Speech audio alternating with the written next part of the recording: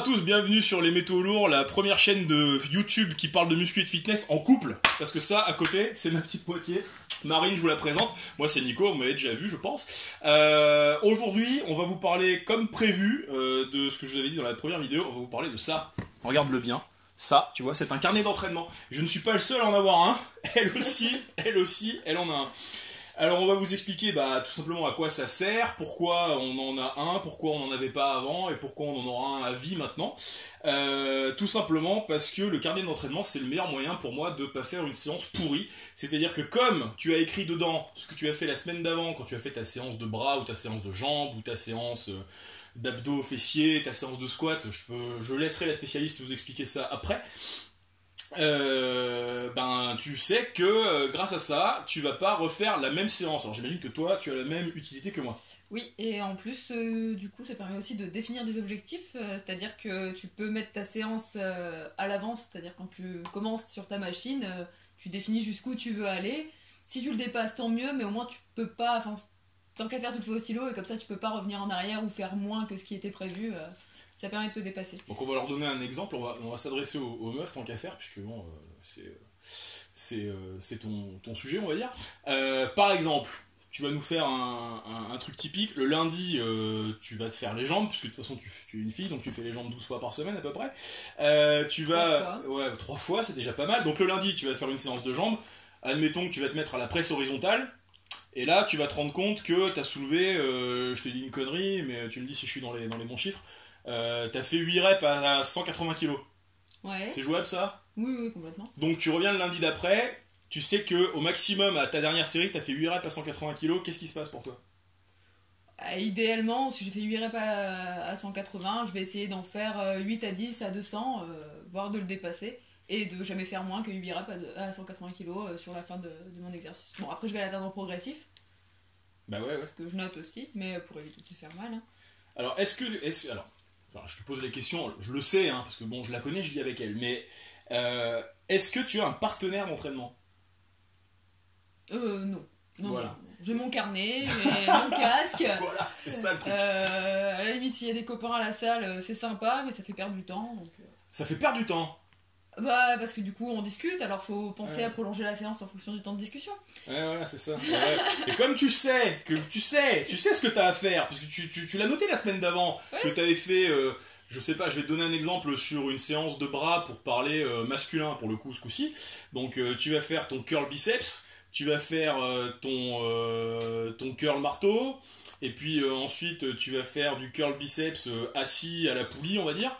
Et puis ensuite tu vas aller faire les triceps, alors tu vas faire ton tirage à la poulie haute avec la corde, puis tu vas faire la même chose en supination comme ça, et puis tu vas te terminer avec des dips, donc tu as fait tes 6 exos, et la semaine d'après, donc une semaine après, c'est le mardi, c'est ton jour des bras, tu refais tes 6 exos, sauf que là t'as un pote qui est là, et qui te parle, et qui te te raconte que sa gonzesse le fait chier, qui te raconte que sa mère est malade, qui te raconte que son chien ça va pas. Mais toi tu sais que t'as tes 6 exos à faire. Alors heureusement, j'ai de la chance, moi je suis intermittent, donc j'ai le temps de voir venir.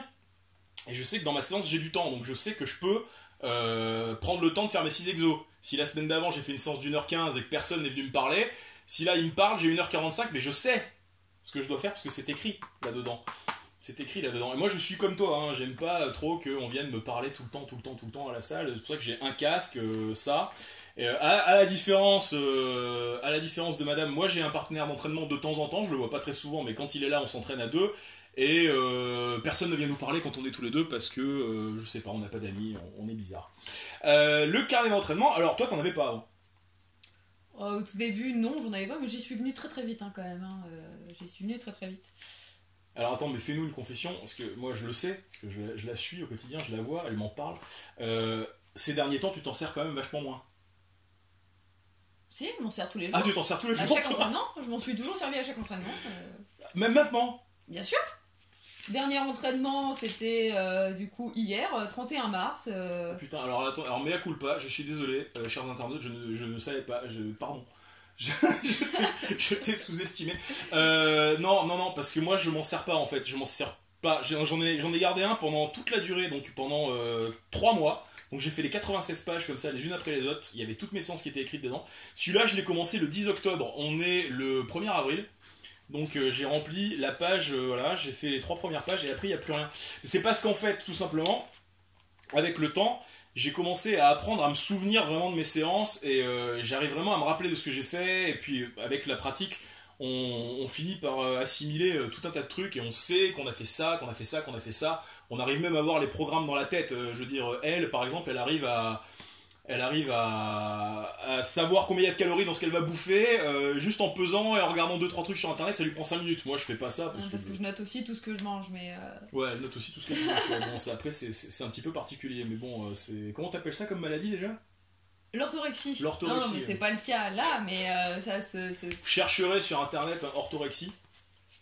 C'est apparemment une maladie mentale où les gens notent tout ce qu'ils bouffent. Non, c'est une obsession de manger sain et de connaître exactement ce que tu avales et essayer que ce soit optimisé le mieux possible. On vous fera des tutos, comment manger sain, enfin des tutos vite fait, hein, parce que bon, c'est plus visible sur elle que sur moi. Moi, je suis pas fit, j'ai pas des abdos de ouf, machin, je suis pas découpé. Elle est un peu plus shreddée que moi, on va dire, mais elle sait en tout cas comment on fait pour très bien manger. Et en plus, elle fait bien la cuisine, donc bon, je vous invite pas tous à bouffer à la maison, hein, ne rêvez pas. Mais c'est un par un. Ouais, un par un, ouais, super. Enfin, tout ça pour vous dire que le carnet d'entraînement. Je sais que quand on commence la muscu, on ne pense pas à ça, on se dit allez, je vais faire un peu les bras, un peu les jambes, un peu les machins, on fait des séances de full body, on appelle ça, au début, jusqu'au moment où on va tôt ou tard finir soit en PPL, donc un jour on pousse, un jour on tire, un jour on fait les jambes, je vous expliquerai aussi ce que c'est. Soit on fait ce qu'on appelle du split, c'est-à-dire je fais les épaules le lundi, les jambes le mardi, les bras le mercredi, j'ai dit une connerie mais c'est souvent comme ça. Ça t'évite d'avoir mal partout. Voilà, en plus. Ça va à un seul endroit, c'est bien, comme ça tu peux travailler l'autre endroit, une fois que cet endroit-là, le premier endroit est un peu guéri, tu peux travailler un autre. Mais de toute façon c'est la guérison qui fait que le muscle se construit, c'est pas le moment où on détruit. C'est la récupération. Voilà, c'est pendant que tu dors en fait que tu construis ton muscle. Donc en fait le carnet d'entraînement, il permet de se rappeler de ces séances et il permet aussi de mieux gérer ce côté split, c'est-à-dire tu sais ce que tu as fait, tu sais que tu vas re-cibler les mêmes endroits et tu peux même noter les exercices. Alors ce qui est marrant c'est que tu peux noter les exercices avec des noms improvisés parce que tu les connais pas tous. Donc je sais pas, vas-y, t'as quoi toi comme nom improvisé? Ouais. Oh, il y a le tirage poulicoté. Tirage poulicoté, ça ne s'appelle pas. Entre parenthèses, épaules. Voilà, entre parenthèses, épaules. Moi j'ai du tirage ventre série longue. Alors qu'est-ce que ça veut dire série longue? Ça veut dire que j'ai fait des séries de 45 par exemple. Alors tirage ventre. Moi je sais ce que c'est. Ce qui compte c'est que moi je sache ce que c'est. Hein. C'est pas un truc que t'exposes sur internet pour dire à tout le monde regarde, j'ai fait une série de 8 à 120 avant de faire une série 8 à 130 au développé couché prise serrée. Donc tout le monde s'en fout. C'est pour toi. Donc en gros, le conseil c'est si tu commences la muscu et que tu as envie de faire ça sérieusement, prends-toi un carnet d'entraînement, ça va t'éviter 2 problèmes, ça va t'éviter de perdre ton temps à la salle parce que si tu es d'accord avec moi, tu me dis, hein, mais si tu sais pas ce que tu vas y faire. Oui, non, tu perds du temps, tu perds de la motivation. Et puis de toute façon, tu te dis, t'arrives là-bas, tu regardes un peu les trucs, tu fais ah tiens, ça m'inspire, tu vas toujours être inspiré par le même, ouais. Puisque tu vas faire plus facilement ce qui est facile. Et puis, c'est con ce que je viens de dire, plus facilement ce qui est facile. Plus facilement ce pour le quoi tu as des meilleures aptitudes de base. Voilà, si par exemple tu es très fort des bras, tu vas avoir tendance à faire les bras 3 fois par semaine. Ce qui n'a aucun sens. On parlait hier de la zone de confort. Hein. La zone de confort, exactement. Donc le carnet d'entraînement te permet de sortir de ta zone de confort, de te forcer un petit peu avec un challenge, et puis de noter ta progression, parce que c'est quand même un sport où il n'y a pas de compétition, a priori pour 99% des gens, mais simplement une évolution personnelle. Donc tu notes ce que tu fais, tu évolues, tu le sais, puisque c'est écrit là-dedans, tu sais que tu es de plus en plus fort, de plus en plus endurant, et puis c'est un excellent allié, et ça t'évite d'avoir un copain obligatoire. Tu n'es pas obligé d'avoir un ami pour aller à la muscu, tu peux y aller tout seul.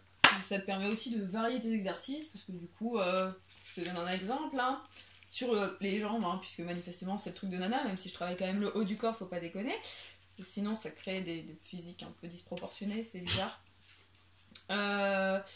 Là, sur une des séances de jambes, j'ai notamment fait du soulevé de terre. Bon, ça, c'est quand même pluriarticulaire, polyarticulaire, oui. Voilà. Oui, Non, mais...